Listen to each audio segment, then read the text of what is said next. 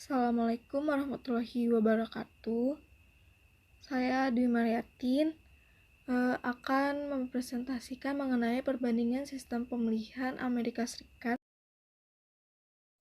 Sebelum saya menjelaskan inti dari pembahasan dari presentasi ini, saya akan menjelaskan mengenai pengertian dari sistem pemilihan.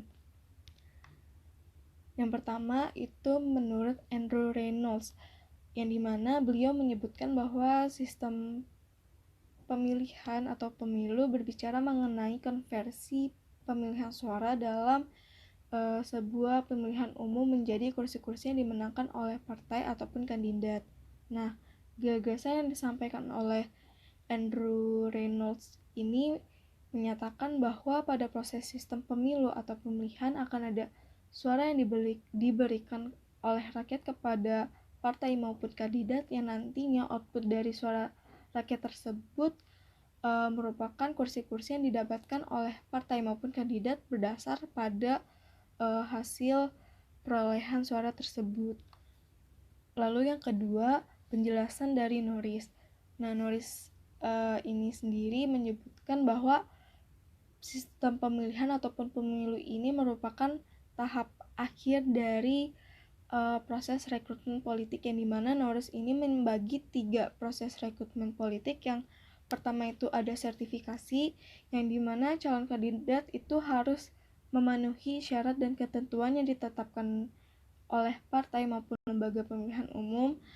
Lalu tahap kedua yaitu adanya penominasian, yang dimana nantinya nama-nama yang dinominasikan tersebut merupakan kandidat yang memiliki kesesuaian syarat dan ketentuan, yang kemudian pada tahap terakhir ini para kandidat tersebut dipilih secara langsung oleh rakyat. Lalu adanya desain sistem pemilihan, yang dimana desain sistem pemilihan ini merupakan gagasan yang dibentuk oleh Andrew Reynolds, yang dimana desain dari sistem pemilihan ini terdapat ada 3. Yang pertama itu sistem pluralitas mayoritas, yang dimana salah satu ciri utama pada sistem ini itu adalah adanya penekanan wakil tunggal di setiap daerah, yang artinya hanya ada satu pemenangan yang merupakan kandidat dengan perolehan suara tertinggi. Nah, hal ini pun juga menunjukkan bahwa sistem pluralitas tersebut kandidat itu tidak perlu memperhatikan persentase suara karena hanya menggunakan suara mayoritas ataupun suara tertinggi. Lalu yang kedua itu sistem representasi proporsional. Alasan yang mendasar dari sistem representasi proporsional ini adalah untuk mengimbangi perolehan suara pada sebuah partai dengan porsi kursi di parlemen. Berbeda dengan sistem pluralitas, pada sistem ini kandidat maupun partai justru memperhitungkan persentase penilaian ataupun persentase suara. Nah, hal tersebut dikarenakan angka persentase itu mempengaruhi porsi kursi di parlemen untuk partai. Nah, sistem ini pun juga dianggap tepat dengan menggunakan daftar partai, di mana partai politik akan mengusung nama kandidat kepada para pemilih di tingkat lokal. Lalu yang ketiga itu ada sistem campuran, yang dimana sistem campuran ini sendiri menggabungkan sisi-sisi positif dari sistem pluralitas ataupun sistem representasi proporsional, yang dimana dalam sistem campuran ini adapun bentuk sistemnya yaitu mixed member proporsional, yang dimana pada sistem MMP ini akan ada kompensasi bagi setiap disproporsionalitas yang muncul dalam sistem representasi. Selanjutnya, pemilihan presiden di Amerika Serikat ini sendiri itu memiliki electoral college, yang dimana pada pemilihan presiden dan wakil presiden itu dipilih melalui elektor yang berasal dari partai politik. Nah, jumlah anggota dari elektoral ini sendiri mencapai angka yang sama dengan gabungan dari House of Representatives dan Senat di Amerika. Namun, anggota dari House of Representatives maupun Senat ini sendiri tidak boleh tergabung dalam Electoral College. Lalu, tahapan pemilihan presiden dan wakil presiden itu sendiri yang pertama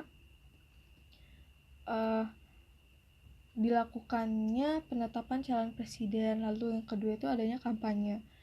Kampanye itu sendiri dapat dilakukan dengan menggunakan media massa ataupun dengan adanya debat calon presiden. Lalu yang ketiga adanya pemilihan.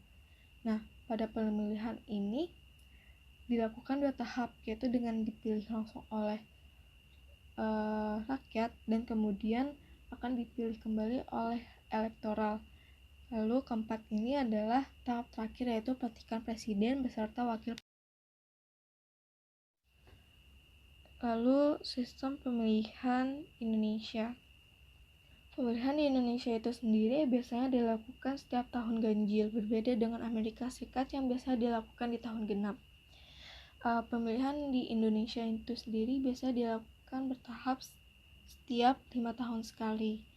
Nah, sistem pemilihan Indonesia ini sendiri itu cenderung menggunakan sistem representasi proporsionalitas, yang dimana sistem tersebut menurut Andrew Reynolds adanya proporsi kursi yang didapatkan oleh partai di parlemen.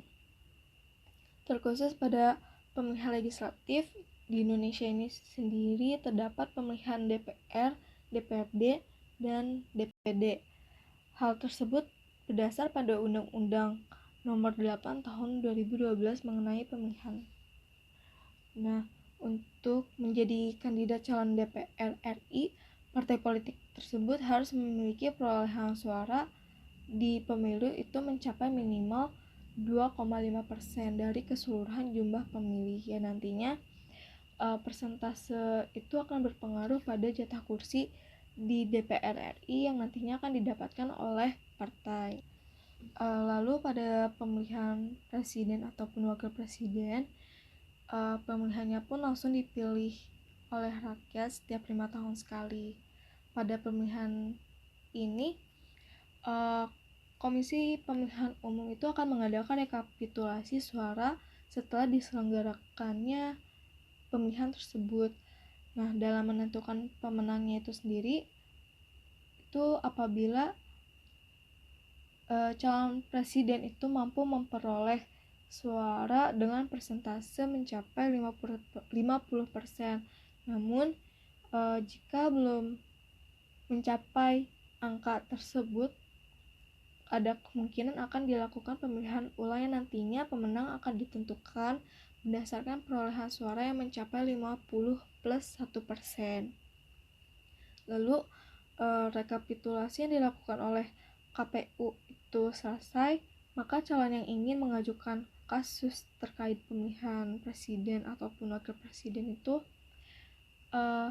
akan diberikan hak untuk melakukan persengketaan di Mahkamah Konstitusi hingga bulan September ataupun sebelum dilakukannya pengucapan sumpah presiden dan wakil presiden yang biasanya sekian penjelasan dari saya, kurang lebihnya mohon maaf. Wassalamualaikum warahmatullahi wabarakatuh.